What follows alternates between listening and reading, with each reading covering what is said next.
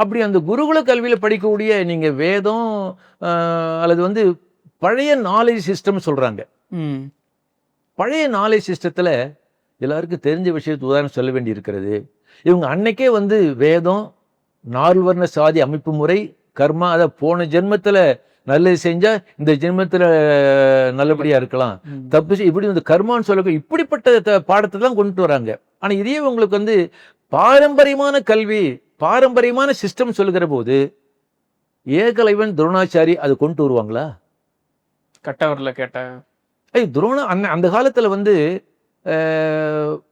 பழங்குடியின மக்களோ பட்டியலின மக்களோ அவங்களுக்கு வந்து குருகுல கல்வியில பாடம் சொல்லி தரமாட்டாங்க, சேர முடியாது. அர்ஜுனன் வந்து சத்திரியன், அவனுக்கு துரோணாச்சாரி வந்து வில்வித்தை கற்றுக் கொடுத்தாரு.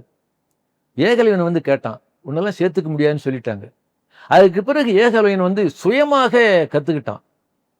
காட்டுக்கு வேட்டையாட போனப்போ அர்ஜுனன் போகும்பொழுது அர்ஜுனோட போன நாய்க்கு வந்து ஏகலைவன் விட்டு அம்பு வந்து வாய் எப்படியே பொத்தி பிடிச்சோம். ஆச்சரியப்பட்டான், நமக்கு தெரியாத வில்வித்தையை இன்னொருத்தன் கற்றுக்கிட்டு இருக்கானேன்னு சொல்லி.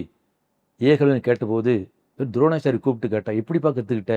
நான் தான் உனக்கு வர வேண்டிய சேர்க்க பள்ளிக்கூடத்தை சேர்க்க முடியாதுன்னு சொல்லிட்டேனே, உங்கள் நினைத்து நான் பழகினேன், கற்றுக்கொண்டேன்னு சொன்ன உடனே, சரி எனக்கு வந்து நீ வந்து குருதட்சணை கொடுக்கணும், குருதட்சணை கொடுன்னு. என்ன குருதட்சணை? எது வேணாலும் கேட்டு தரேன்னு சொன்னான். கட்ட விரலை வெட்டி கொடுன்னு சொன்னான். அப்ப இந்த பாரம்பரியமான இந்த நாலேஜை வந்து இவங்க பாடத்திட்டத்தில் கொண்டு வருவாங்களா?